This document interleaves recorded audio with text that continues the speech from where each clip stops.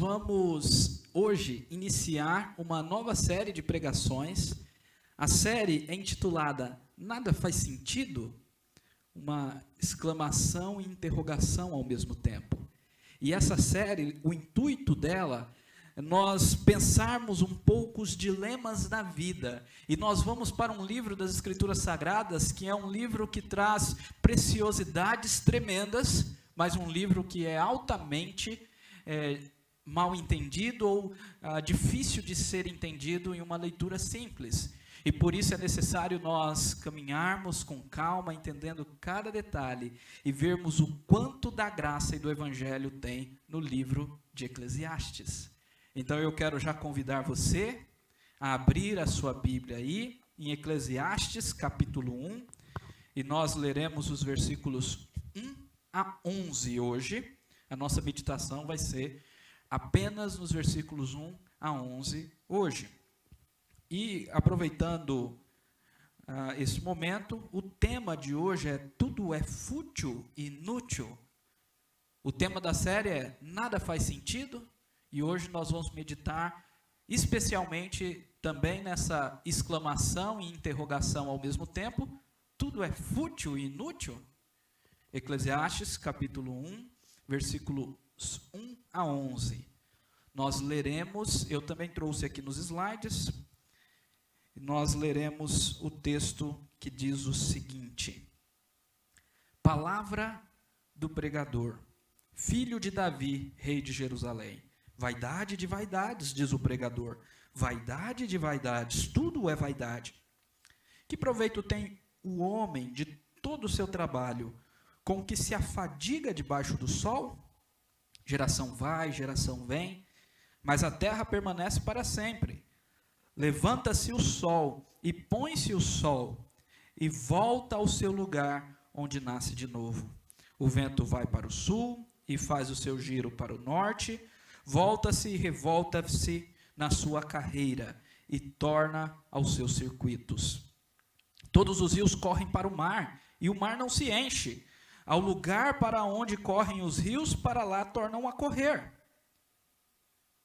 Todas as coisas são canseiras tais que ninguém as pode exprimir. Os olhos não se fartam de ver, nem se enchem os ouvidos de ouvir. O que foi é o que há de ser, e o que se fez, isto se tornará a fazer. Nada há, pois, novo debaixo do sol. Há alguma coisa de que se possa dizer, vê, isto é novo? Não. Já foi nos séculos que foram antes de nós. Já não há lembrança das coisas que precederam, das coisas posteriores também não haverá memória entre os que hão de vir depois delas. Vamos orar mais uma vez? Senhor Deus, em nome de Jesus, que o Senhor abençoe, ó Pai, a meditação na Tua palavra, ó Deus, em nome de Jesus, nesta noite, ó Pai, enchendo os nossos corações da certeza de que no Senhor há propósito, no Senhor há vida. Nos ajude nessa reflexão, ó Deus, sobre este dilema importante da vida e glorifique o Teu nome sobre a Tua igreja, em nome de Jesus. Amém. Meus irmãos, ao ler o livro de Eclesiastes, talvez você já tenha tido essa oportunidade de ler o livro todo, talvez você tenha aquela sensação de que este livro é um pouco depressivo. É um livro que, ao final de lê-lo, parece que nos traz uma certa tristeza, uma certa angústia pelas reflexões que são feitas aqui. E, de fato, este livro, se não for muito bem entendido, ele pode gerar isso, ele pode nos levar a entender que a vida não tem sentido. E isto aconteceu com Léo Tolstói.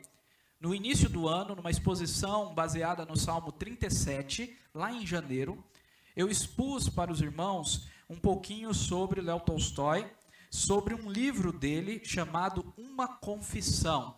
E neste livro, ele já com 50 anos de vida, aí na sua meia-idade, ele começou a refletir sobre os dilemas da vida, refletir sobre os problemas da vida, sobre a efemeridade da vida e o sofrimento. Sempre o sofrimento está na conta, né? E ele, então, começou a pensar no suicídio como uma saída.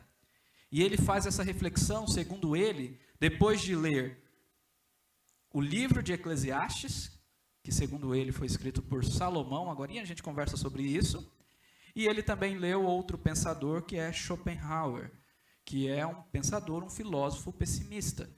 Então, ao entender as filosofias desses dois pensadores, a sabedoria desses dois pensadores, ele pensou nessa saída. Ele fala sobre 4 saídas. Aqui eu vou passar rapidinho, porque isso eu já falei aos irmãos, e aqueles que quiserem saber mais, eu escrevi uma pastoral e está no blog O Cristão. Lá você pode ver a pastoral, inclusive a exposição também do Salmo 37. E as 4 saídas diante do sofrimento da vida, segundo Tolstói, no capítulo 4 da obra Uma Confissão, são a saída da ignorância, que é aqueles que fingem que não existe sofrimento, que não existe problema algum, ou não finge, mas não tem conhecimento, são ignorantes por causa da sua simplicidade. Talvez você possa pensar alguém que mora no interior, na roça, e não tem esses dilemas. Nunca leu filosofia, nunca leu essas problemáticas que a vida comum, a vida às vezes na cidade é mais comum. Então vive uma vida mais simples, é a saída da ignorância, da falta do conhecimento. Existe a saída epicurista e hedonista, talvez essa seja mais comum na cidade, que é a saída do prazer, da busca do prazer, a fuga por meio do prazer. São aqueles que, diante dos sofrimentos, bebem. A bebida é uma fuga do sofrimento. A bebida, o embebedar-se é uma fuga do sofrimento. Então, adquirem certos vícios, a bebida, o cigarro, a pornografia também é uma fuga para o sofrimento. Então, é uma fuga hedonista. Festas, prazeres mundanos, iFood, comida, Netflix e Amazon Prime. O povo disse que eu não falo contra a Amazon porque eu assino só a Amazon, então falei agora, viu? Amazon Prime, filmes e por aí vai. É uma fuga, é uma saída. Parece que nós estamos nesse comodismo da sociedade ocidental que um pequeno vírus tirou de nós, né? Como a nossa sociedade é fraca. Um pequeno vírus tirou esse comodismo idolatrado do entretenimento. A saída do suicídio é o que Tolstói chama da saída da força, porque ele estava pensando nela, e ele fala que aqueles que realmente entendem o sofrimento e tiram a sua própria vida é forte, ou são fortes. E a saída da fraqueza, que é a que ele se encontrava. São aqueles que têm conhecimento dos sofrimentos da vida, mas não têm coragem de tirar a própria vida. Essa é a saída da fraqueza. Claro, meus queridos irmãos, existe uma outra saída. Tolstói, ele não lista ela aqui no capítulo 4, mas adiante na sua obra, ele considera uma outra saída. E qual é? A saída da fé. E aqui nós temos uma das frases mais conhecidas de Tolstói enquanto cristão. Ele diz: não se vive sem fé. A fé é o conhecimento do significado da vida humana e a grande máxima, a fé é a força da vida. Então, se nós pensarmos numa perspectiva humana, se nós pensarmos numa perspectiva terrena, essas 4 saídas são as que tem. Agora, se nós olharmos para algo além, para a fé, nós temos uma outra saída, e a fé é a força da vida. Eu vou tentar mostrar isso nesse texto hoje. Esse é o meu propósito hoje, mostrar exatamente isto neste texto. Se nós pensarmos numa perspectiva humana, a vida é inútil e fútil. Agora, se nós pensarmos numa perspectiva além da transitoriedade desta terra, existe algum propósito, existe alguma utilidade, tá bom? Mas vamos com calma, nós vamos chegar lá até o final. Hoje eu vou falando bem com calma assim, porque eu estou pós-cirurgia, então ainda estou com uns pontos aqui na boca e eu não posso falar muito agitado, senão machuca. Mas vamos lá. Então, o contexto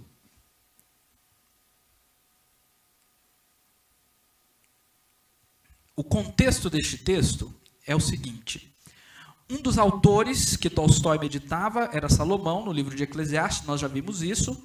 E aonde nós vemos essa ênfase de ser Salomão o autor de Eclesiastes? Aqui no versículo 1, olha só. Palavra do pregador, filho de Davi, rei de Jerusalém. Vaidade de vaidades, diz o pregador.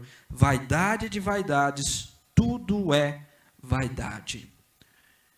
A primeira palavra aí, ou melhor, a apresentação que o autor faz aqui no livro é uma apresentação na qual ele se chama de o pregador. Em hebraico é kohelet. Esse é um termo muito utilizado. Algumas literaturas vocês vão ver kohelet, que é em hebraico, que significa ajudador, agregador ou pregador. E este pregador, ele se designa como rei de Jerusalém. Então, por causa disso, dá-se a entender que este rei é o Salomão. Salomão já mais velho. Salomão, depois de ter experimentado muito da vida, depois de ter tido mais de, ou melhor, 1000 mulheres, né? 700 princesas, 300 concubinas, depois de ter vivido experiências, inclusive, distante do Senhor, e ele, então, escreve esse texto como uma reflexão. E vamos lembrar que Salomão era o sábio, aquele que pediu a sabedoria do Senhor. Existem algumas pessoas que rejeitam a autoria de Salomão, mas eu creio que isso não é tão fortemente relevante aqui.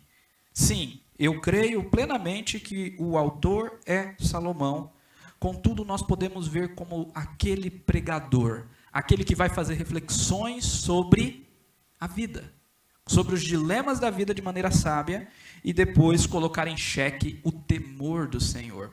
Então é esta a ideia aqui. E é interessante que Kohelet é o termo que deriva o nome do próprio livro, Eclesiastes. Porque Kohelet significa ajuntador, agregador, é da onde vem a expressão grega, eclesia, reunião, ajuntamento, da onde vem igreja.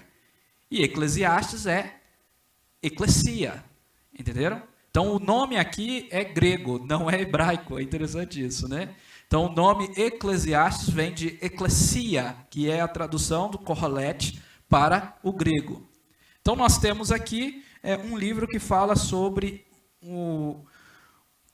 os dilemas da vida, de uma maneira a trazer pregações, a trazer ensinos, a trazer sabedoria para nós. É isso que nós temos aqui. Este é o pregador.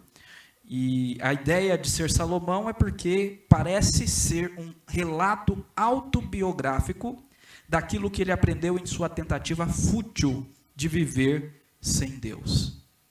Presta atenção. Um relato autobiográfico, ele contando a sua história da sua tentativa fútil de viver sem Deus. E nós sabemos que Salomão se desviou dos caminhos do Senhor.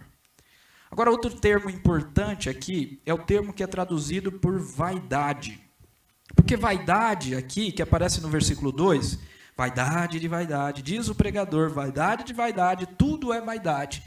Essa expressão vaidade, ela emoldura todo o livro, ela serve como uma linha melódica de uma música que vai até o final. Querem ver? Abram aí comigo agora o capítulo 12, o versículo 8. Já lá no final, antes da conclusão final, o que ele diz? Vaidade de vaidade, diz o pregador. Tudo é vaidade. Entenderam? Então, no início e no final, e no meio vai aparecer também essas expressões, vaidade, correr atrás do vento e tudo mais. E o que significa a expressão vaidade? Ela pode ser traduzida por vapor, sopro, vazio, futilidade, inutilidade, algo sem sentido e por aí vai. Como, por exemplo, a NVI traduz esse texto da seguinte forma: que grande inutilidade, diz o mestre. Olha, ela traduz o pregador como o mestre, né? Então, que grande inutilidade, diz o mestre, o Kohelet.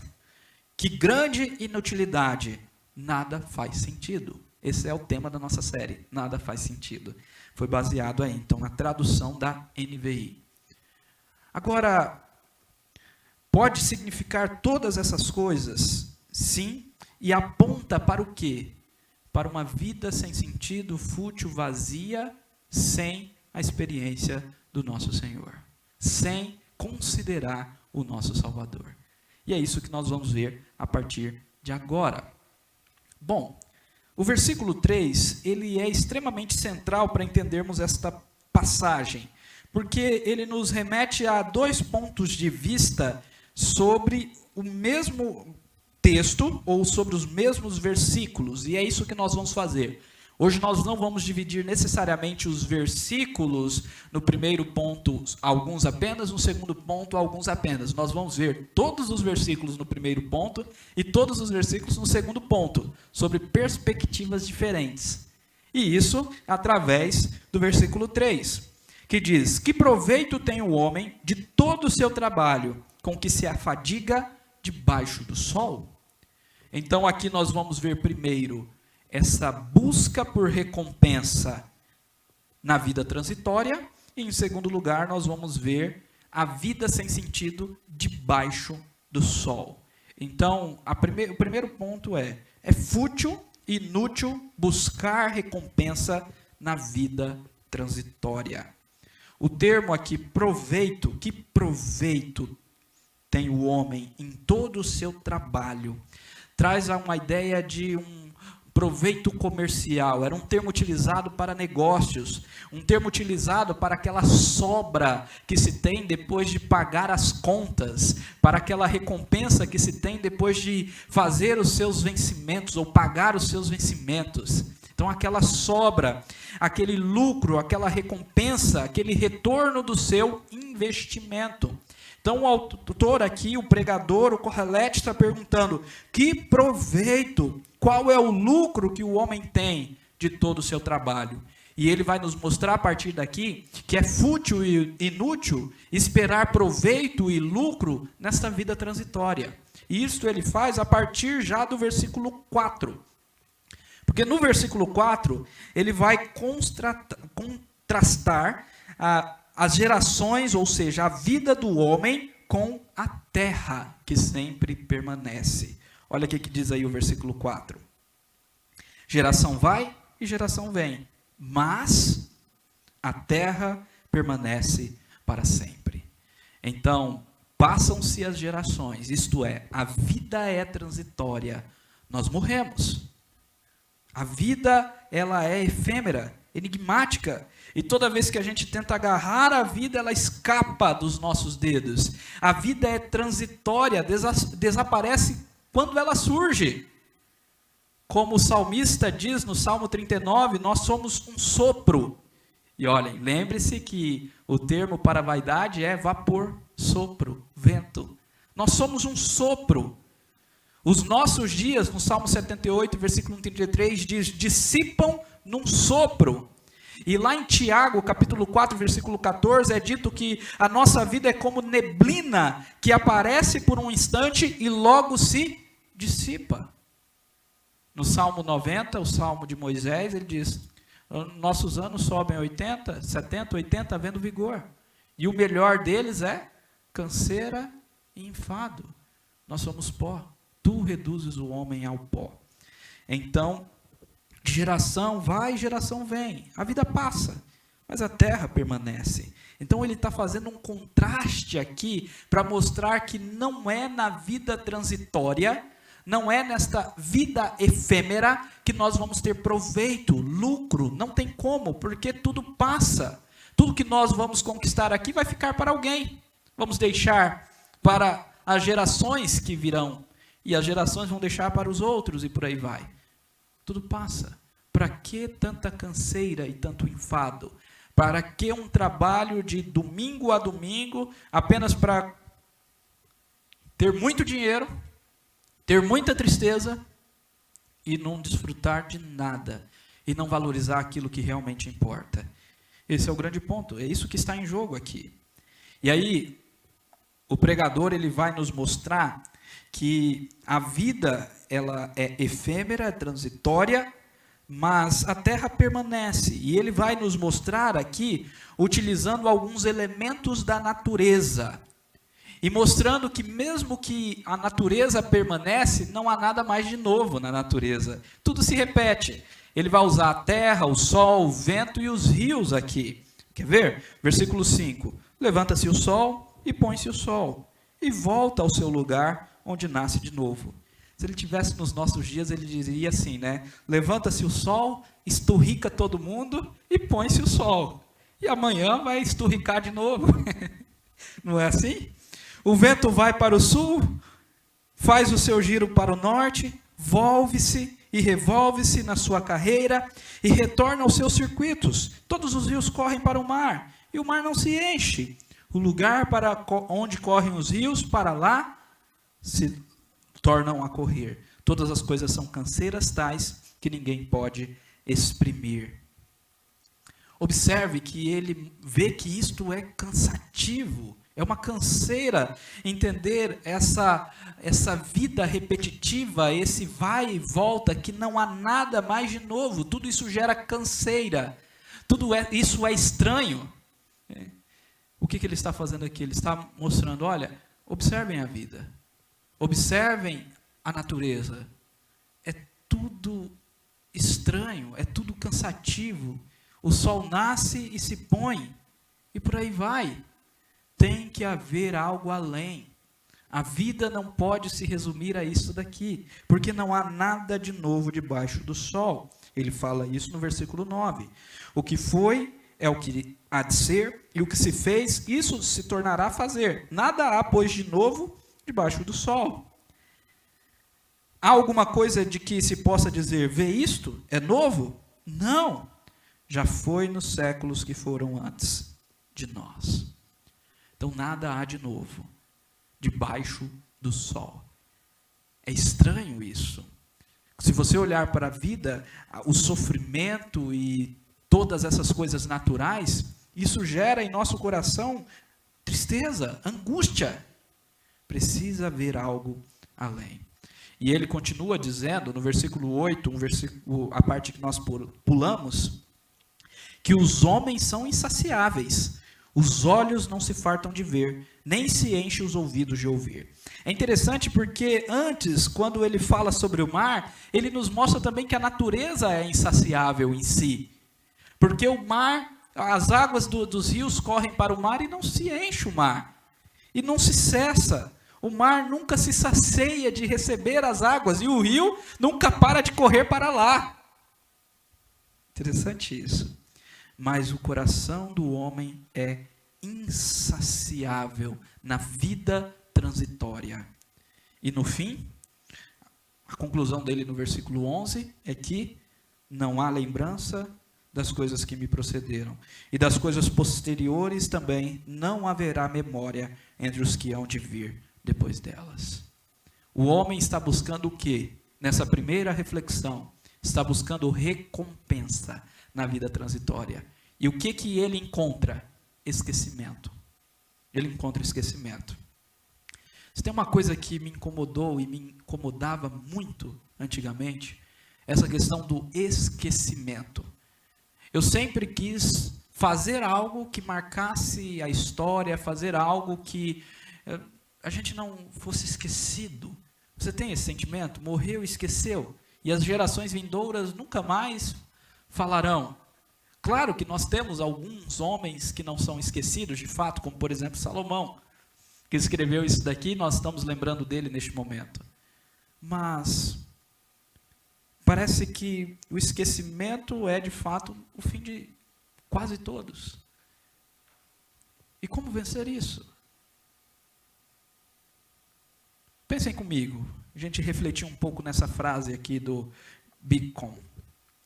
Se vivemos pelo prazer, ou pelo dinheiro, ou pela fama, então as realidades espirituais se tornam inescapavelmente nebulosas e vagas, inúteis e fúteis. Poderíamos usar o termo que a gente está usando. Para sentir que somos imortais, não caiamos no esquecimento, né? Precisamos viver como imortais, olhar constantemente para o que é trivial, corriqueiro, para a vida debaixo do sol, cega os olhos para o esplendor do eterno. E sempre trabalhar por pérolas efêmeras, transitórias, rouba do coração a sua convicção na coroa da glória.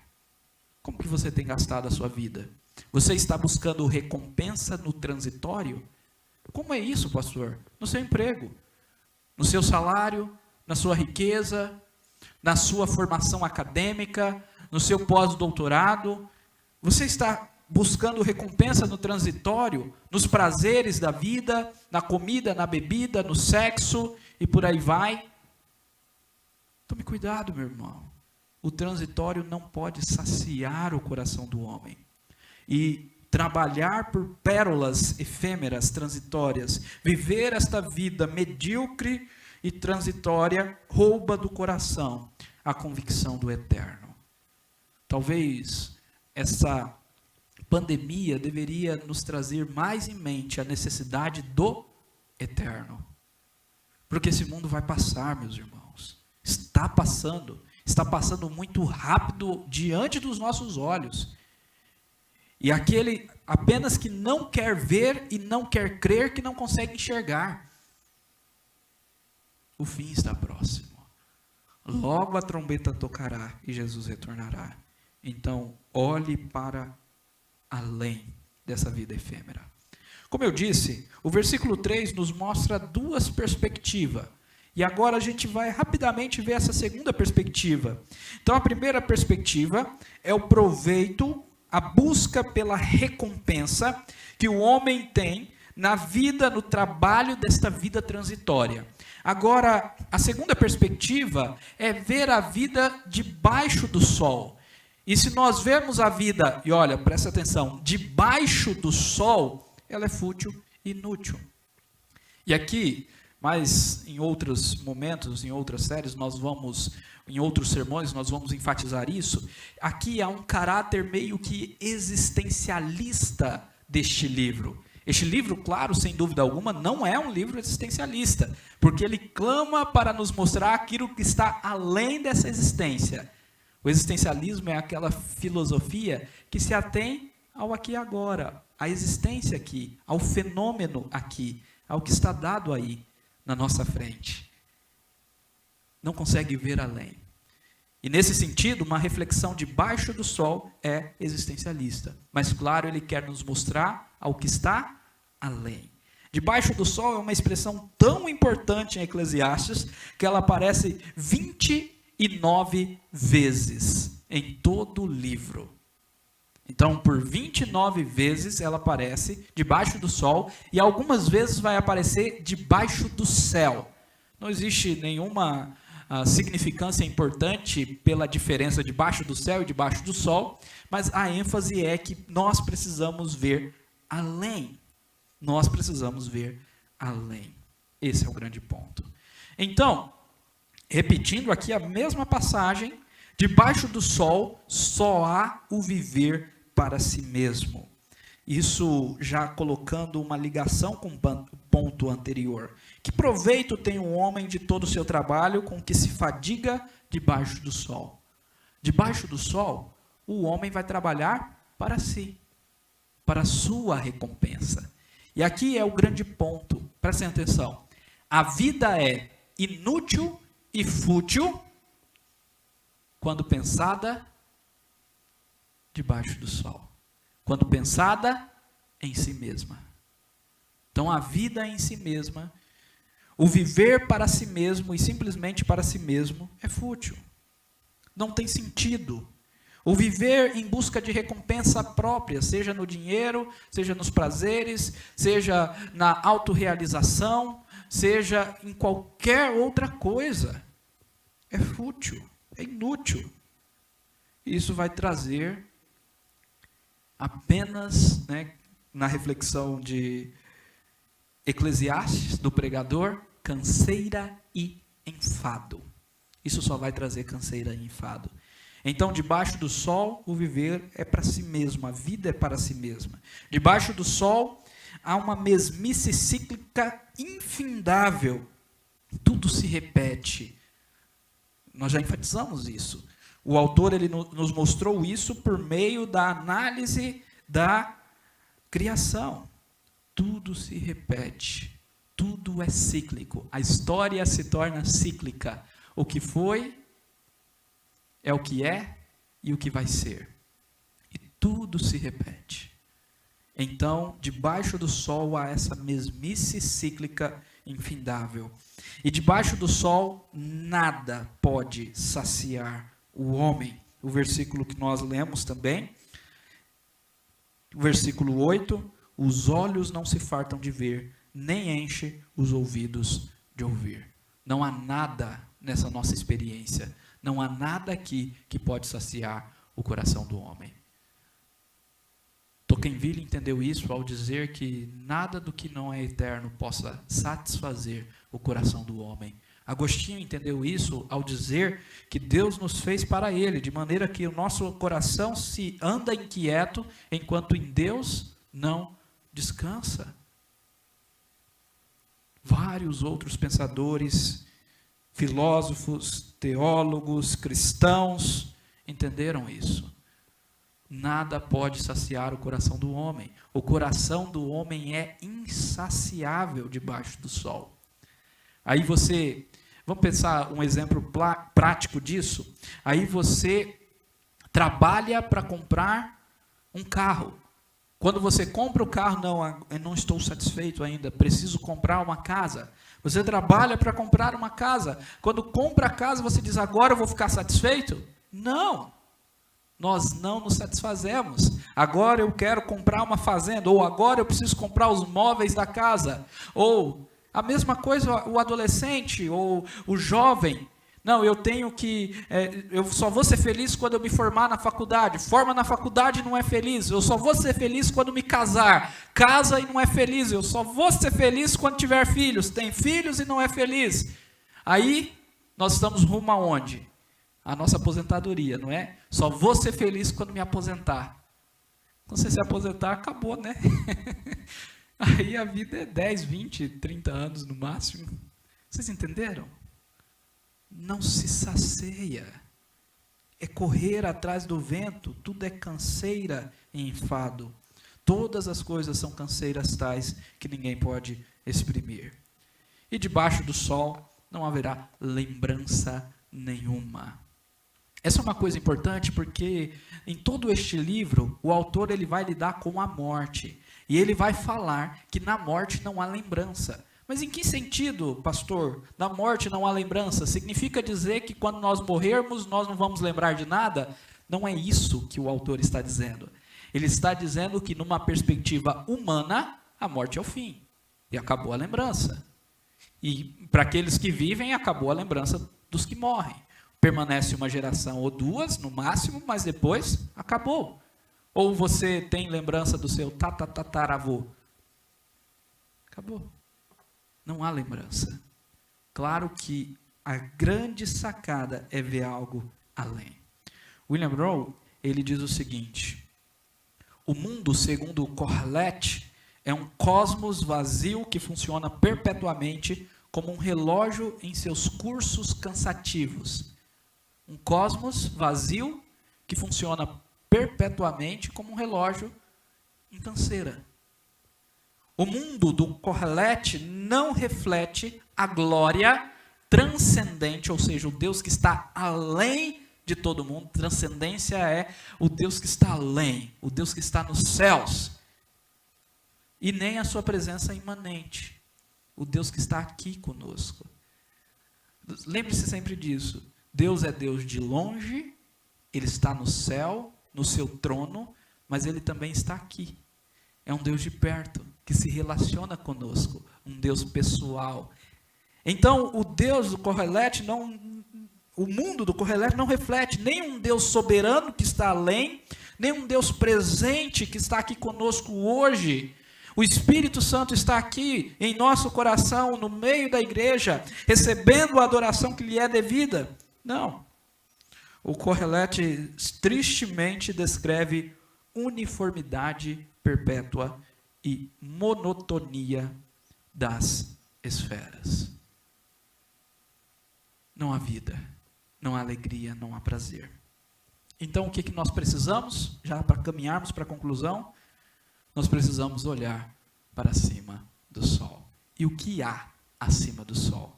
Olha esse texto de Colossenses. Eu trouxe na versão da NVI. Colossenses 3, versículos 1 a 4. Portanto, já que vocês ressuscitaram com Cristo, procurem as coisas que são lá do alto. Da onde? Acima do sol.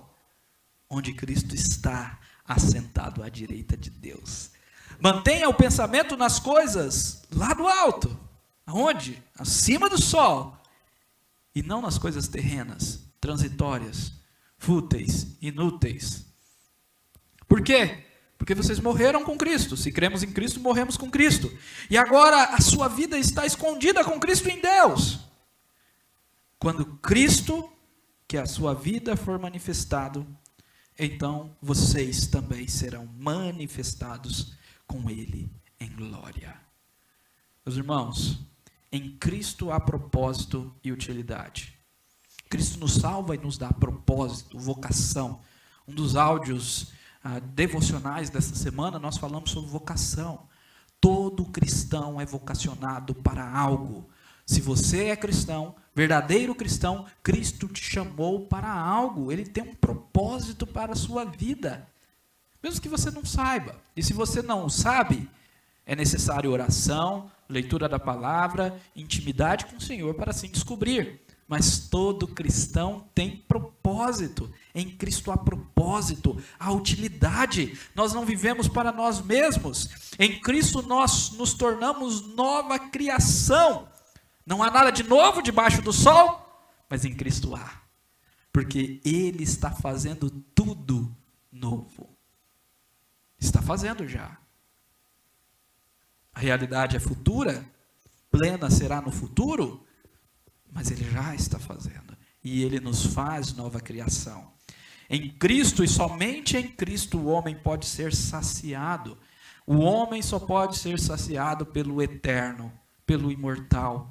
Só Cristo. Cristo ele diz, aquele que tem sede vem a mim, eu darei de beber, e do seu interior fluirão rios de água viva. Ele diz àquela mulher samaritana, se você tomar da água que eu lhe der, você jamais terá sede. É ser saciado espiritualmente, emocionalmente. É aliviar essa tensão e essa angústia dessa vida efêmera e desse sofrimento.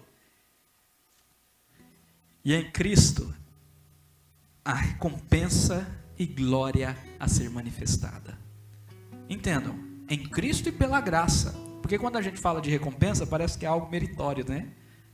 Nós vamos receber a recompensa. Presta atenção. Nós vamos receber a recompensa. Mas dos nossos méritos? Não. Dos méritos de Cristo. Por isso que é maravilhoso. Porque se eu fosse receber a recompensa dos meus méritos, seria condenação, castigo. Eu sou um pecador miserável. Agora, como eu vou receber a recompensa dos méritos de Cristo? Eu não consigo nem imaginar o que é isto. É muito mais maravilhoso do que qualquer coisa que eu possa pensar. Não é uma casa no Alphaville, não é uma Mercedes-Benz, não é nada disso, não.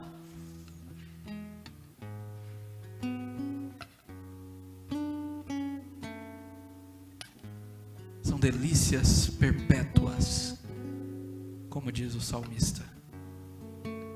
Na tua presença há delícias perpetuamente. Recompensa e glória. O texto de Colossenses diz, quando Cristo se manifestar, vocês também serão manifestados em glória. Então, meus queridos irmãos, como nós vimos na fala de Tolstói, a fé é a força da vida. Viver sem fé é viver numa angústia tão grande. Paul Sartre, eu estou difícil falar algumas palavras. O filósofo Jean-Paul Sartre, ele diz que o homem ter que se definir nesse mundo que é mera existência gera angústia. E ele está certo. A angústia de ter que dizer quem ele é e dizer o que todas as outras coisas são. A angústia de viver sobre o seu ponto de vista. Mas aqui é algo muito além. Aqui nós somos chamados a não viver para nós mesmos. A não viver uma vida fútil, inútil, uma mesmice circular, a viver para a glória de Deus. Então não viva para si mesmo. Creia em Cristo e encontre propósito para a sua existência. Se você ainda não tem propósito, se você não sabe o porquê de você estar vivo, creia em Cristo. Viver sem propósito também é tão angustiante. Em nome de Jesus. Sacie o seu coração nele, satisfaça com o eterno. Olhe para cima do sol. Só Deus pode dar sentido à sua vida. Tem um texto que é muito legal, esse texto de Mateus 16, 26. Anteriormente, nesse texto, o Senhor está falando sobre riqueza, sobre adorar a Deus e adorar a riqueza, o Deus Mamon, o Deus capitalismo, né? O Deus consumismo. Nós estamos envoltos nele. E ele diz adiante: pois que aproveitará o homem se ganhar o mundo inteiro e perder a sua alma? Ou que dará o homem em troca da sua alma? A fé é a força que move a vida. Viver esta vida sem ter a perspectiva acima do sol, viver esta vida apenas buscando recompensa no aqui e no agora, é isso daqui, é ganhar o mundo inteiro e perder a alma. O que realmente importa será deixado, será levado com o vento, será vapor. Não seja assim, meu querido irmão, em nome de Jesus. Curva sua cabeça e ore. Você pode ter a casa repleta de amigos, paredes e pisos cobertos de bem, ter um carro do último tipo e andar com fome der na cabeça.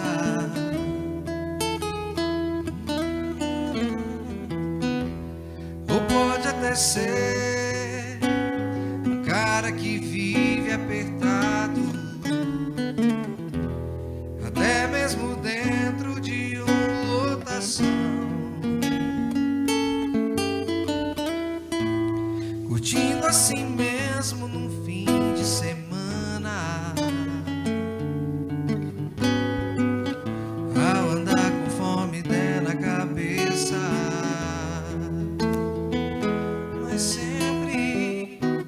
Mas sempre será como folha no vento,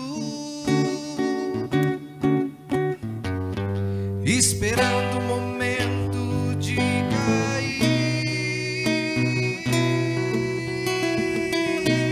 Você pode ter tudo aquilo que sonhar, mas nunca terá a paz que existe lá dentro e não se encontra para poder comprar. O que esta paz só tem a pessoa que se encontra com Cristo. Coloque-se de pé, meu querido irmão. Antes de nós orarmos, uma coisa maravilhosa do livro de Eclesiastes é que ele clama por Cristo, clama por Evangelho. O autor está vendo a vida e refletindo sobre os dilemas da vida nessa perspectiva humana, mas ele grita por algo além. Ele diz: nós precisamos olhar acima do sol, nós precisamos temer ao Senhor, nós precisamos de algo além. Nós precisamos olhar para Cristo. Então, ao ler Eclesiastes e ao ver os dilemas da vida, busque esse entendimento. Sem Cristo realmente não há sentido algum. Mas quando Cristo se torna o mediador da nossa vida, Ele media não apenas o nosso coração ao nosso Deus, mas Ele media até o nosso entendimento com o mundo, do mundo, das coisas que há no mundo e do porquê da nossa vida. Busque em Cristo o seu sentido e o seu significado. Senhor Deus, em nome de Jesus, ó Pai, nós somos afligidos pela vida, e tudo isso, ó Pai, que o pregador nos disse hoje, de fato, ó Pai, nós temos, ó Deus, passado, e muitas dessas coisas já temos notado, ó Pai, são sofrimentos, a mesmice está aí, a vaidade, a inutilidade, muitas coisas não fazem sentido, mas, ó Deus, nós nos colocamos aos Teus pés do nosso Senhor Jesus Cristo, que morreu por nós na cruz, e nele nós buscamos propósito, identidade.